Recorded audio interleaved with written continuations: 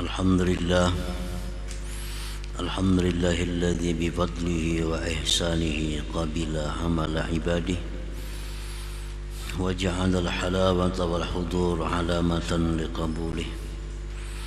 أشهد أن لا إله إلا الله وحده لا شريك له في حكمه وقضائه، وأشهد أن سيدنا محمدا عبده ورسوله أفضل عباده، صلى الله وسلم على سيد رسوله وأنبيائه سيدنا مولانا محمد أشرف أحبابه، وعلى آله وصحبه وذريته وأتباعه صلاة وسلاما دائمين متلازمين إلى يوم لقائه. Amma ba'd.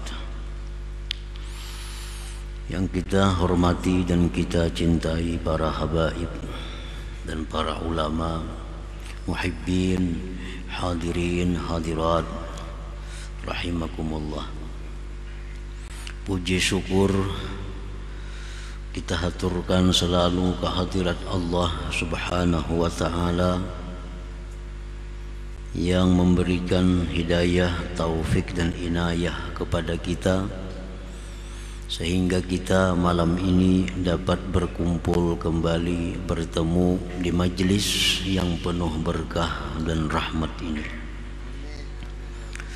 Salawat dan salam atas junjungan kita Rasulullah Nabi besar Muhammad sallallahu alaihi wasallam dan seluruh keluarga, sahabat, zuriat dan pengikut beliau ila yaumil qiyamah. Para muhibbin rahimakumullah, al-hikmatut tasi'ata ashar ba'dal mi'ati tsaniyah minal hikamil ataiyah.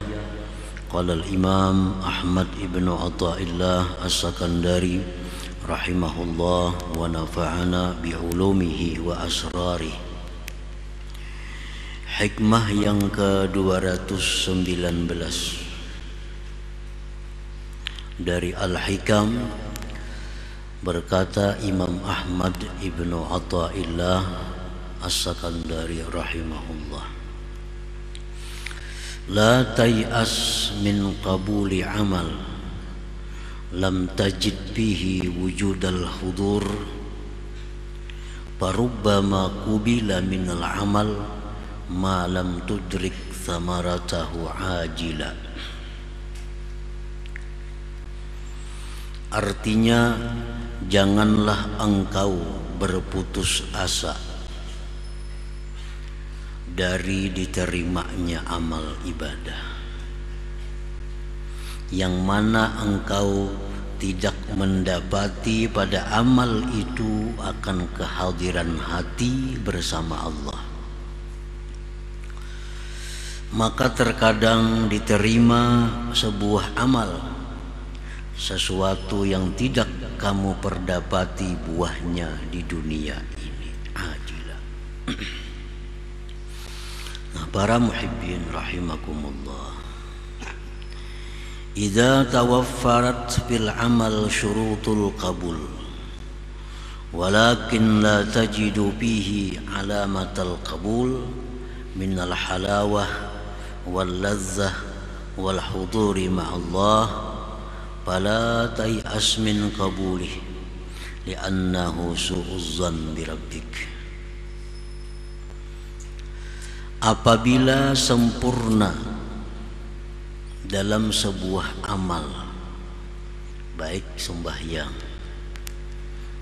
atau zakat, sedekah atau lagi zikir dan ibadah lainnya, apabila sudah sempurna di dalam suatu amal ibadah itu syarat-syarat untuk diterima oleh Allah,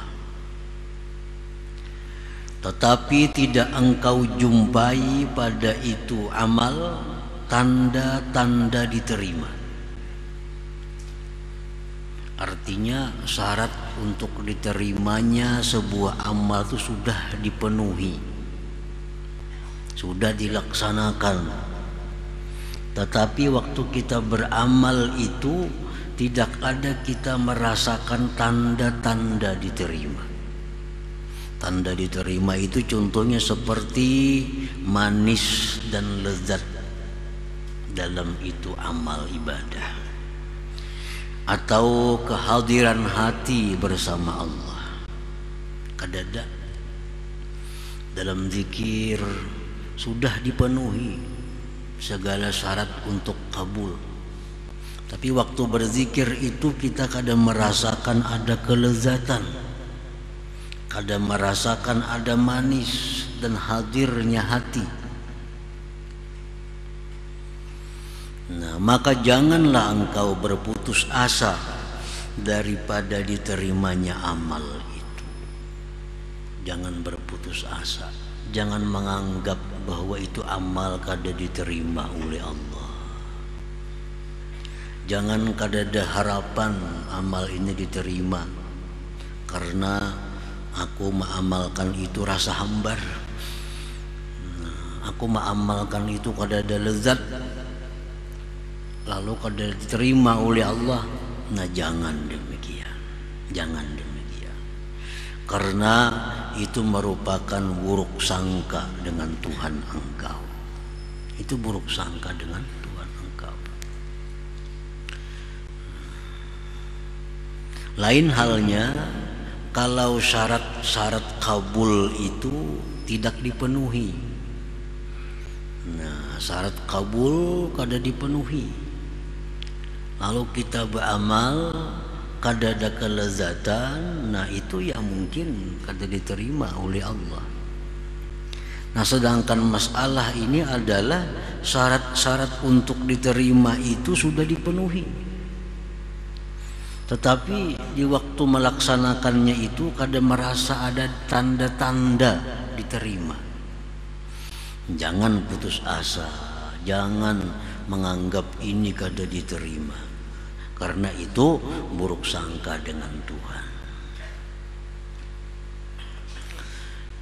Wala yanbaghi laka an tatrukal amal li'adami hudurik fih, dan janganlah dan tidaklah pantas bagi engkau meninggalkan suatu amal ibadah yang tidak ada kehadiran hati engkau pada amal ibadah itu. Jangan sekali-kali kulir malas baca Quran. Kenapa bila baca Quran hati kasana kamari? Jangan tinggalkan baca Quran karena alasan itu. Aku indah berzikir. Kenapa bila berzikir hati kasana kamari juga? Nah, jangan alasan itu. Tidaklah pantas bagi engkau meninggalkan suatu amal karena tiada hadir engkau pada itu amal tadi. Para muhibbin rahimakumullah, sebagaimana dijelaskan beliau dahulu dalam hikmah yang ke-47 dari Al-Hikam ini, la tatrukiz zikra li'adami hudurika ma'allah fihi li'anna ghaflataka an wujudi zikrih ashaddu min ghaflatika fi wujudi zikrih. Jangan kau tinggalkan berzikir kepada Allah karena alasan tiada hadir hati engkau pada zikir. Karena lalainya engkau dari berzikir itu lebih jahat, lebih sangat buruk daripada lalai pada berzikir. Kita berzikir Allah, Allah, Allah, atau la ilaha illallah. Nah, hati kesana kemari itu lebih baik daripada kada berzikir sama sekali. Imam Ghazali mengatakan dalam Ihya Ulumuddin, kita berzikir Allah, Allah, la ilaha illallah, subhanallah. Nah, walaupun hati ke lain, tapi mulut kita berzikir tuh ada nilai ibadah mulut. Nah, nilai ibadah mulut. Jadi nilai ibadah dari lisan tuh ada, walaupun hati kita lalai. Nah, jangan meninggalkan suatu ibadah dengan alasan bahwa aku kada khusyuk. Jangan meninggalkan ibadah dengan alasan aku kada khusyuk, aku kada hadir hati. Apa gunanya aku beribadah? Itu gawian syaitan yang menggoda kita supaya jangan beribadah kepada Allah Subhanahu wa ta'ala. Jadi tidaklah patut bagi engkau meninggalkan amal ibadah karena tiada hadirnya engkau pada itu amal tadi. Jadi laksanakan je zikir 100 zikir la ilaha illallah sabuti-buting kada nang hadirnya hati, kada jadi soal baik pada kada lalu, baik pada perai lalu, pada muntung kada karuan hati sudah kada karuan, pada muntung beranai hati ke situ kamari. Lebih baik muntung la ilaha illallah, lebih baik muntung ini Allah Allah, lebih baik lisan itu subhanallah. Melarang lisan dulu orang selamat.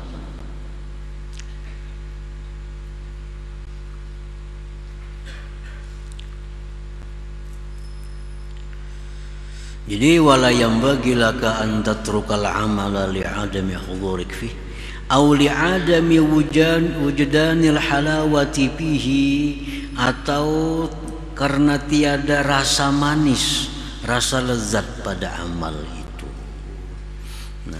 Kada beramal, kenapa aja beramal kada nyaman juga hati.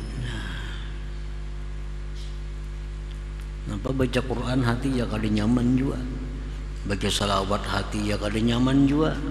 Lalu kada baca Quran, kada berzikir, alasannya hati kada nyaman, kada lezat. Jangan sampai demikian. Farubbama qabilallahu minal amal malam tudrik samaratahu ajila fayu'tika sawabah bil akhirah. Maka terkadang Allah menerima amal sesuatu yang kamu tidak perdapati buahnya di dunia, maka Dia berikan kepada engkau pahalanya di akhirat kita. Nah, di akhirat kita barangkali ada pahalanya. Nah, kan kelezatan dalam ibadah itu merupakan bagian dari balasan Allah di dunia kepada orang berzikir. Nah, kita berzikir, wah begitu nyamannya hati berzikir la ilaha illallah, nikmat. Nah, itu merupakan bagian dari balasan Allah yang didahulukan ke dunia ini.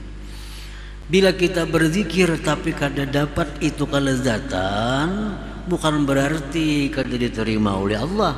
Boleh jadi diterima, tapi disimpan balasannya di akhirat. Disimpan di akhirat.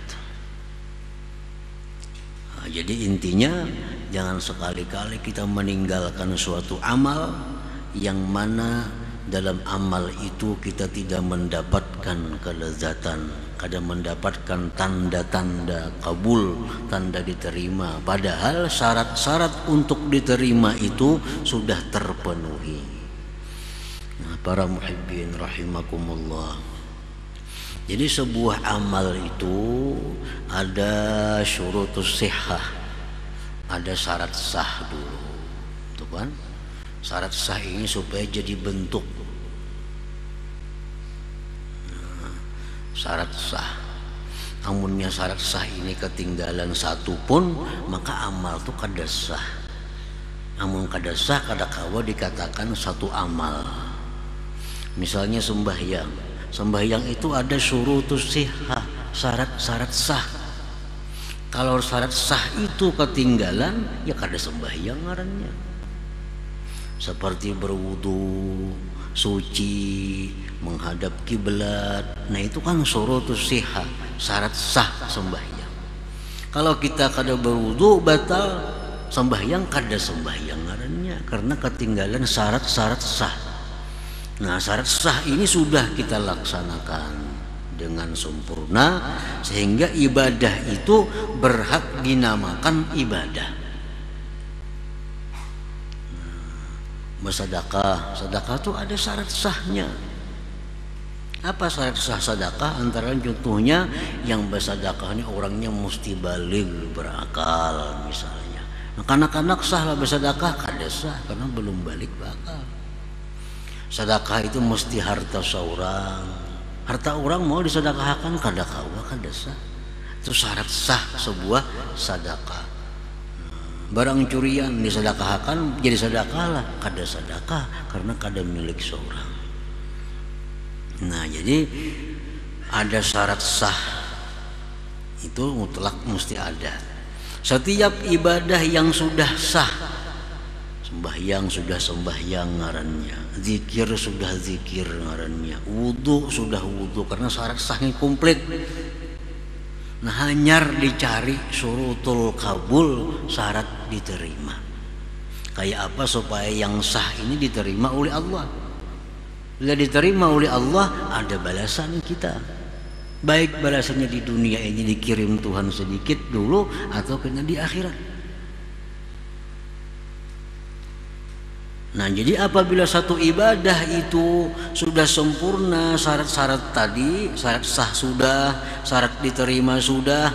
Nah, walaupun kada ada tanda diterima oleh Tuhan, tapi jangan mengira bahwa itu kada diterima oleh Tuhan, karena sudah kita laksanakan syarat-syaratnya itu.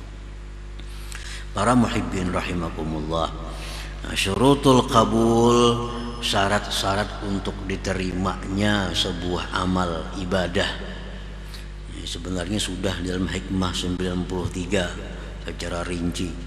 Nah, sedikit diulang di sini tentang syarat-syarat kabulnya sebuah ibadah. Allati la budda an tutawaffar, yang tidak boleh tidak disempurnakan. Minha, setengahnya al-ikhlas, itu mutlak ikhlas. Kalau kita melakukan satu ibadah tapi kada ikhlas, jangan berharap diterima. Kenapa? Karena syarat untuk diterima kada cukup, karena Allah. Nah, syarat diterimanya sebuah amal, sembahyangkah, zakatkah, sedekahkah, apapun ibadah, itu syarat mutlak mesti ikhlas. Rasulullah sallallahu alaihi wasallam bersabda, la yaqbalullah min musammi' wala mura'i. Allah tidak menerima ibadah dari orang yang minta dengar, minta lihat, orang sum'ah dan riya. Nah, sudah jelas. Jadi kalau dalam ibadah itu ada riyanya, kada usah berharap diterima. Kada bakal diterima karena syarat untuk diterima kada cukup. Dalam hadis qudsi Allah berfirman, ya ayyuhan nas akhlisu a'malakum lillah fa innallaha la yaqbalu minal a'mal illa ma khalasalah. Wahai manusia, ikhlaskan amal kalian untuk Allah, karena Allah tidak menerima daripada amal-amal ibadah kecuali yang ikhlas karenanya. Nah, jadi ini mutlak. Kalau hendak diterima ibadah apapun yang kita lakukan, mutlak syaratnya adalah ikhlas. Para muhibbin rahimakumullah. Nah, oleh para ulama, ikhlas ini dibagi supaya menyamanakan kita. Ada ikhlas nang rendah tapi ikhlas juga ngarannya, ada ikhlas nang sedang, ada ikhlas nang tinggi. Salah satu antara tiga ini sudah masuk ikhlas. Ikhlas yang paling rendah adalah orang yang beramal ibadah karena takut dengan siksanya Allah. Nah, nyoba zikir, jangan apa zikir takutan kalau mati ke neraka kayaknya. Nah, itu ikhlas sudah, ikhlas. Tapi ikhlas yang paling rendah. Sembahyang tahajud, sembahyang fardu sudahnya rajin. Kenapa? Takutan kalau mati ke neraka namun kada sembahyang, takutan kalau dikubur kena diazab namun kada sembahyang. Nah, ini sudah ikhlas. Walaupun kurang disukai Allah, demikian itu. Nah, tingkatan yang kedua ikhlas juga ngarannya, inya beribadah terdurung janji-janji pahala Allah. rajin sembahyang, rajin puasa, rajin bersedekah. Kenapa? Hendak ke surga pang mati. Hendak ke surga mati. Lalu rajin beribadah. Ini ikhlas juga lebih baik dari yang pertama tadi. Jadi Imam Ghazali, al-amal 'ala raja a'la minal amal 'alal khauf. Orang yang beribadah itu karena mengharap surga sebagainya lebih baik daripada orang yang beramal karena takut dengan api neraka tadi. Nah, jadi ikhlas yang paling tinggi itu adalah ikhlasnya orang yang beribadah kepada Allah itu semata-mata menjunjung tinggi perintah Allah. Walaupun Allah kadang menyediakan surga, walaupun Allah kadang menyediakan neraka, tapi nengaran disuruhnya tetap kugawi. Nah, ini ikhlas yang tinggi sudah. Ngapain kamu baku-hakun sembahyang? Tuhan nyuruh. Kada terkisah surga, kada terkisah neraka. Rajin bersedekah. Kenapa rajin bersedekah? Ini disuruh Tuhan. Tuhan nyuruh. Kada ada harapan apa-apa lain pada melaksanakan perintahnya. Nah, ini ikhlas yang lebih tinggi lagi. Nah, jadi ikhlas semacam itu mutlak syarat untuk diterima sebuah amal. Kita kawaja mengukur diri kita. Kita tadi sembahyang karena apa? Kita tadi bersedekah karena apa? Nah, bila antara tiga tadi ya ikhlas, masuk ikhlas. Nah, jadi syarat untuk diterimanya sebuah amal itu ikhlas dulu. Ini yang batin. Adapun yang zahir, al halal bi jami'i ma bika. Halal sekalian yang ada dengan engkau. Nah, ini syarat diterima juga. Tapi yang zahir. Rasulullah sallallahu alaihi wasallam bersabda, innallaha tayyibun la yaqbalu illa tayyiba wa innallaha amara al-mu'minin bima amara bihil mursalin. Faqala ta'ala ya ayyuhar rusulu kulu min tayyibati ma razaqnakum wa'malu salihan. Wa qala ta'ala ya ayyuhalladzina amanu kulu min tayyibati ma razaqnakum.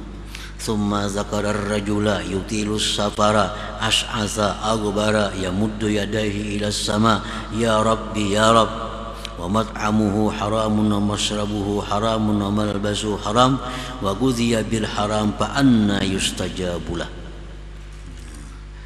Artinya Rasulullah bersabda, sesungguhnya Allah itu thayyib, Allah itu baik dan tidak menerima kecuali yang baik. Dan bahwa Allah menyuruh orang beriman dengan sesuatu yang dia suruh para rasulnya. Allah berfirman, wahai para rasul, makanlah yang baik-baik dari rezeki yang kami berikan dan beramallah amal saleh. Allah berfirman lagi, wahai orang beriman, makanlah dari yang baik-baik yang kami berikan rezeki kepada kalian. Lalu Nabi menyebutkan seseorang yang lama dalam musafirnya. Keadaan orang musafir itu usang, berdebu. Dia mengangkat tangannya ke langit sambil berkata, ya Rabbi, ya Rabb, hai Tuhanku, hai Tuhanku. Tapi dia makan, ada yang haram. Minumannya ada yang haram, pakaiannya ada yang haram, diberi makan dengan yang haram. Fa'anna yustajabulah, maka mana mungkin diterima baginya. Nah, jadi artinya kalau dalam tubuh kita ini atau pada tubuh kita ini ada sesuatu yang tidak halal, lalu kita bawa beribadah, itu sudah keluputan satu syarat kabul.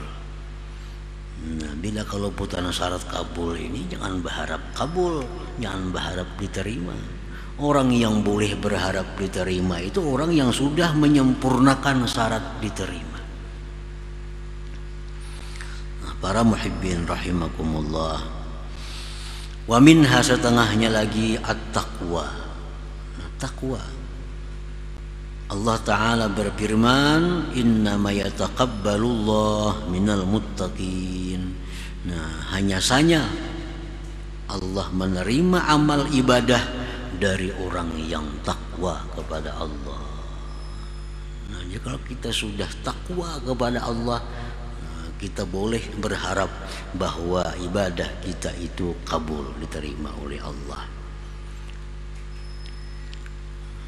Orang yang suka menggibah, takwalah kepada Allah. Kada takwa, sembahyang diterima lah sembahyangnya, kada bakal diterima. Bersedekah kada bakal terima, karena Allah hanya menerima amal ibadah dari orang yang takwa. Imam Ghazali dalam kitab Ihya Ulumuddin menjelaskan tentang hadis Rasulullah sallallahu alaihi wasallam, mengisahkan tentang amal ibadah kita ini. Satu amal ibadah yang dilakukan seorang hamba dibawa naik oleh malaikat sampai langit pertama, ditolak. Hanya langit pertama sudah ditolak. Kenapa ditolak? Karena orang ini suka menggibah orang lain, suka menggunjing orang lain. Nah, jadi gibah itu sudah tahu semuaan kita, artinya zikruka akhaka bima yakrah, menyebutnya kita akan saudara kita dengan nang inya kada suka, itu gibah. Walaupun itu memang bujur,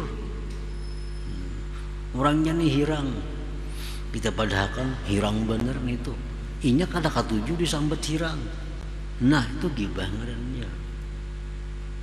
Padahal orangnya hirang, sambat hirang kada katuju, gibah ngarannya. Memang ada pada dirinya,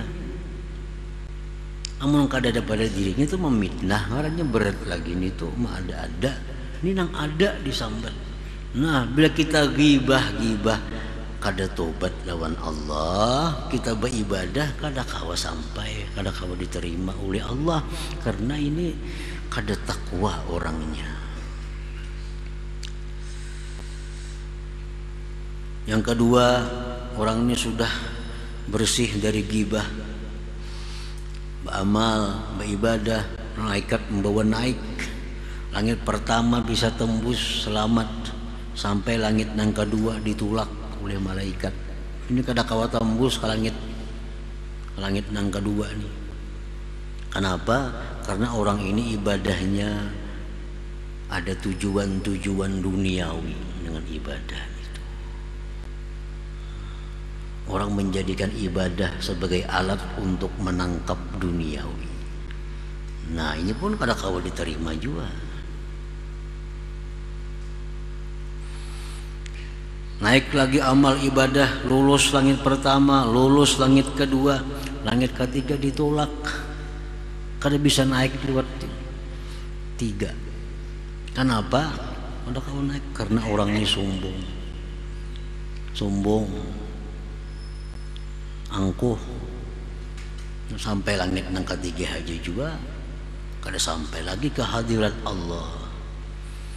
Pertama lulus, kedua lulus, ketiga sampai langit yang keempat ditolak. Kenapa? Inya beramal ni ujub.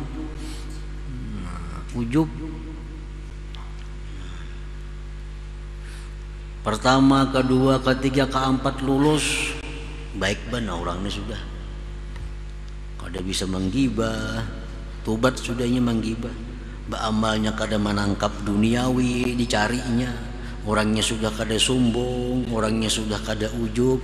Langit kelima ditolak. Kenapa ditolak sampai langit yang kelima? Karena orang ada dengki dalam hatinya. Ada dengki dalam hatinya. Hasad. Lulus sampai yang kelima. Orang ini sudah bersih dari demikian tadi. Sampai langit ke-6 ditolak. Kenapa? Bujur ya orang ini kada bisa menggibah, orangnya kada sombong, kada ujub, kada dengki, tapi inya kada penyayangan dua makhluk Allah, kada balas kasihan dengan makhluk Allah. ada makhluk Allah nang kana bala nya kada peduli, jangankan membantu mendoakan aja kada. Ada orang kesusahan, jangankan membantu mendoakan aja kada. Nah, ditolak juga amalnya. Jadi artinya bahwa syarat kabul amal itu adalah takwa. Nah, jadi kalau sudah kita takwa kepada Allah Subhanahu wa taala dan kita melakukan ibadah itu dengan ikhlas karena Allah, segala sesuatu di tubuh kita ini halal, maka kita berharap boleh amal kita itu diterima oleh Allah Subhanahu wa taala, walaupun dalam amal itu kita kadang merasakan ada tanda-tanda diterimanya amal, tapi syaratnya sudah dipenuhi. Nah, para muhibbin rahimakumullah. Jadi ana inda dhanni abdi bi, jar Tuhan, aku ini menurut sangkaan hambaku denganku. Kalau hambaku menyangka aku ini sarik, aku sarik tuh. Kalau hambaku menyangka aku ini sayang, lawan ini sayang tuh aku. Jadi Tuhan itu tergantung sangkaan kita, tergantung sangkaan kita kepada Tuhan. Nah, ini amal ibadah. Kalau sudah kita lakukan syarat-syaratnya dengan sempurna, lalu kita berharap kepada Allah, bersangka baik kepada Allah, diterima, ya diterima Allah. Tapi berharap itu, bersangka baik itu pasti datangnya sesudah kita menyempurnakan persyaratan-persyaratan itu. Nah, kalau kita belum menyempurnakan syarat-syarat itu, kita kada kawa bersangka baik, nah, kada kawa berharap. Kita berharap itu bila sudah kita beramal, bila sudah kita melakukan perintahnya. Jadi jar orang misalnya ulahkan ini, ulahkan pais, aku hendak pais, jar raja nih datang ke rupo, berharap mudahan terima sidin gantian pais, maulah kah itu. Kalau sudah kita ulahkan pais sedemikian rupa, nah kita kirimakan, ayo berharap mudahan sidin nerima. Karena si suruhan sidin mau ulah pais, kita ulahkan pais, kita unjuk, ayo ja berharap, ayo ja bersangka bagus sidin menerima sesuai dengan perintah sidin. Amun suruhan sidin ulah pais, kita ulah wadah yang lain perintah, ngarannya kada kau berharap di situ. Jadi harapan-harapan itu sesuai dengan keadaan. Kita taat kepada Allah, lalu kita bersangka Tuhan sayang, aku nih kawa taat. Nah, itu jujur sangkaannya. Amun kita maksiat, kaulah bersangka Tuhan sayang, aku kada kawa rahat maksiat bersangka Tuhan sayang. Kalau Tuhan sayang, pasti Tuhan kerjakan kita, Tuhan amalkan kita dalam taat kepada Allah Subhanahu wa ta'ala. Nah, para muhibbin rahimakumullah, janganlah putus asa, janganlah kada berharap diterimanya amal yang tidak didapati pada amal itu tanda-tanda diterima. Karena Allah itu bisa menerima amal tanpa memberi tanda, tanpa memberi buah dalam dunia, namun disimpan buahnya di akhirat untuk orang yang beramal tadi. Selama orang beramal itu memenuhi syarat-syarat untuk diterimanya sebuah amal. Nah, kemudian hikmah yang ke-220 insyaallah. La hadratin Nabi sallallahu alaihi wasallam al-Fatihah. Iyyaka na'budu wa iyyaka nasta'in ihdinas siratal mustaqim siratal ladzina an'amta 'alaihim.